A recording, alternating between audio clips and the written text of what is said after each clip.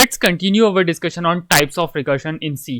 पिछली वीडियो में हम रिकर्शन के दो टाइप कवर कर चुके थे, डायरेक्ट रिकर्शन और इनडायरेक्ट रिकर्शन। इस वीडियो में हम बाकी के बचे हुए दो टाइप्स देखेंगे, दैट इज टेल रिकर्शन और non tail recursion. So hello friends, once again welcome at coding hall YouTube channel. इस चैनल पर हम देख रहे हैं सी प्रोग्रामिंग से जुड़े हुए कई ट्यूटोरियल्स, रियल लाइफ प्रॉब्लम्स को सॉल्व करने के लिए कई अमेजिंग प्रोग्रामिंग वीडियोस, जैसे कि palindrome number, strong number, happy number और ऐसे ही कई बहुत सारे प्रोग्राम जो कि इसी चैनल पर प्रोग्रामिंग सॉल्विंग सीरीज नाम से रखे हुए हैं, तो आप उन्हें भी जरूर देखिएगा। यहाँ पर हम अपने डिस्कशन को कंटिन्यू करते हैं कि टेल रिकर्शन और नॉन टेल रिकर्शन क्या होता है। तो सबसे पहले हम देखते हैं व्हाट इज टेल रिकर्शन। एक recursive function tail recursive function कहलाता है जब रिकर्सिव कॉल लास्ट थिंग हो जो कंपाइलर ने एग्जीक्यूट करी हो। यहाँ पर हम एक एग्जांपल देखते हैं और एग्जांपल की हेल्प से इसे समझते हैं। यहाँ पर मैंने एक void print n नाम का फंक्शन बनाया है और मेन फंक्शन में इसे कॉल कर दिया है और आर्ग्यूमेंट में पास किया है मैंने 10। यहाँ बेस कंडीशन तो हर रिकर्शन प्रॉब्लम में नेसेसरी है, भले ही वो डायरेक्ट रिकर्शन हो, इनडायरेक्ट रिकर्शन, टेल रिकर्शन या non tail recursion, base condition हर प्रोग्राम में होना ही चाहिए। अब यहाँ पर हम देखें तो हम यहाँ पर प्रिंट n को फिर से कॉल कर रहे हैं जो कि रिकर्सिव कॉल है। इसको हम एक वैल्यू कम के लिए कॉल कर रहे हैं, मतलब अगर 10 वैल्यू हो तो हम इसे n-1 दैट इज प्रिंट 10 9 के लिए कॉल करेंगे। तो ये लास्ट स्टेटमेंट है जो कि इस प्रोग्राम ने कंप्लीट किया है या एग्जीक्यूट किया है। तो यही कहलाएगा टेल रिकर्सिव, कि जब रिकर्सिव कॉल लास्ट थिंग होगी जो कि कंपाइलर ने एग्जीक्यूट करी है, तो इसे ही हम टेल रिकर्शन कहते हैं। इसको बेहतर तरीके से समझते हैं एक और एग्जांपल की हेल्प से। यहाँ पर स्क्रीन पर आपके सामने देखिए एक और एग्जांपल है। यहाँ मैंने एक फंक्शन बनाया है फंक नाम का और इसमें यूजर से एक ए वेरिएबल में इनपुट लेके इसमें एज एन आर्ग्यूमेंट पास किया है, एक्स में रिसीव हो गया है। और यहाँ पर भी बेस कंडीशन नेसेसरी है कि कब हमारा रिकर्शन रुककर 1 वैल्यू रिटर्न होना चाहिए। तो जब x में एंटर्ड वैल्यू 20 से छोटी है तो हम 1 रिटर्न करवाएंगे, अदरवाइज हम करेंगे रिकर्सिव कॉल। यहाँ हमने रिटर्न स्टेटमेंट लिखा है x multiply funk of x-1। लेकिन एक बात यहाँ पर आती है, this is not a tail recursive function, ये टेल रिकर्सिव फंक्शन नहीं है। अब क्यों नहीं है? यहाँ पर अगर हम इस फंक्शन कॉल को ध्यान से देखें तो फंक्शन को इवेल्युएट करना पड़ेगा इस स्टेटमेंट को। अगर ये फंक्शन इसको कॉल करता है इसके बाद इसको मल्टीप्लाई x करना पड़ेगा, तो रिकर्सिव कॉल लास्ट स्टेटमेंट नहीं होगी। रिकर्सिव कॉल के बाद हमें इस स्टेटमेंट को इवेल्युएट करना होगा।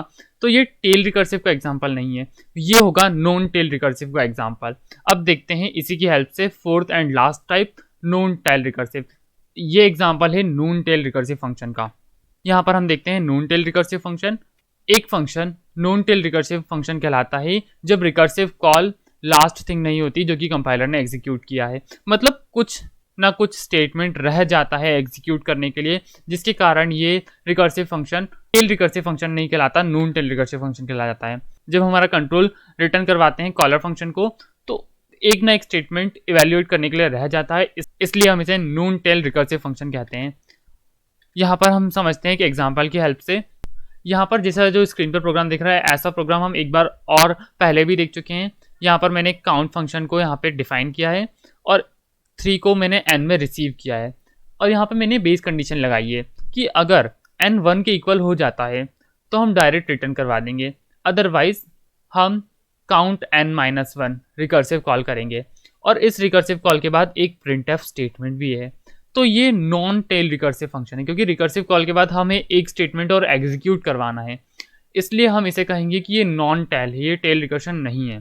तो टेल रिकर्शन और नॉन टेल रिकर्शन एक बहुत बेसिक सा ही फर्क है। टेल रिकर्शन में रिकर्सिव कॉल लास्ट थिंग होना चाहिए जो कि कंपाइलर ने एग्जीक्यूट की है, और नॉन टेल रिकर्शन में इसका अपोजिट होना चाहिए कि अगर कोई भी एक स्टेटमेंट इवैल्यूएट होने के लिए बच जाता है रिकर्सिव कॉल के बाद तो उस फंक्शन को हम टेल रिकर्सिव नहीं कहेंगे, वो होगा नॉन टेल रिकर्सिव फंक्शन। अब यहाँ आपके दिमाग में एक क्वेश्चन उठ रहा होगा कि टेल रिकर्शन और नॉन टेल रिकर्शन में से कौन सा बेहतर है और कौन सा हमें यूज़ करना चाहिए। तो ये ऑब्वियस सी बात है कि आपको टेल रिकर्शन ही यूज़ करना चाहिए, क्योंकि टेल रिकर्शन में रिकर्सिव कॉल के बाद कोई भी स्टेटमेंट रिमेनिंग नहीं रह जाता है हमें सॉल्व करने के लिए। रिकर्सिव कॉल होती है और हमारा प्रोग्राम वैल्यू रिटर्न करना शुरू कर देता है, तो हमें इवैल्यूएट करने की कोई ज़रूरत नहीं है। तो बेहतर ये होगा कि टेल रिकर्शन ही हम यूज़ करें। लेकिन एक बात यहाँ ये भी आती है कि हम हर जगह टेल रिकर्शन का यूज़ नहीं कर सकते, सभी प्रोग्राम टेल रिकर्शन की हेल्प से नहीं बन सकते। अगर हम फैक्टोरियल का ही प्रोग्राम देखें, वहाँ पर टेल रिकर्सिव प्रोग्राम नहीं था क्योंकि हमने लास्ट में रिटर्न स्टेटमेंट में f मल्टीप्लाई और फंक्शन का n-1 रिटर्न करवाया था जो कि नॉन टेल रिकर्शन था, क्योंकि रिकर्सिव कॉल के बाद इसे रिटर्न स्टेटमेंट को इवैल्यूएट करना था। So friends thank you, I hope आपको ये वीडियो पसंद आया होगा। यही डिफरेंस था टेल रिकर्सिव फंक्शन और नॉन टेल रिकर्सिव फंक्शन में। इनमें डिफरेंस बताना बहुत ही ईजी है कि जिस फंक्शन में रिकर्सिव कॉल लास्ट स्टेटमेंट होगा जो कंपाइलर के द्वारा एग्जीक्यूट होगा तो वो tail recursion, otherwise it will be a non tail recursive function. अगर आपको वीडियो पसंद आई तो वीडियो को लाइक करिए, अपने फ्रेंड्स से ज़्यादा शेयर कीजिए ताकि रिकर्शन को बहुत बेहतर तरीके से समझ सकें। लोग रिकर्शन को बहुत टफ समझते हैं, लेकिन मैंने इसको बेसिक से, स्क्रैच से और बहुत अमेजिंग तरीके से समझाने की कोशिश करिए। तो आप इस वीडियोस को अपने फ्रेंड से शेयर कीजिए ताकि कोई भी रिकर्शन को डिफिकल्ट ना समझे। और रिकर्शन बहुत काम आता है क्योंकि ये बड़े से बड़े कोड को छोटे से छोटे कोड में कन्वर्ट कर सकता है, इसलिए रिकर्शन बहुत जगह काम आता है। तो प्लीज़ इस वीडियो को शेयर कीजिए, अपने इंस्टाग्राम स्टोरी पर डालिए, व्हाट्सएप स्टेटस पर डालिए और कोडिंग हॉल चैनल को सब्सक्राइब जरूर कर दीजिए ताकि आप कोई भी अपडेट मिस ना करें और मेरी हर वीडियो आपके पास सबसे पहले पहुंच जाए।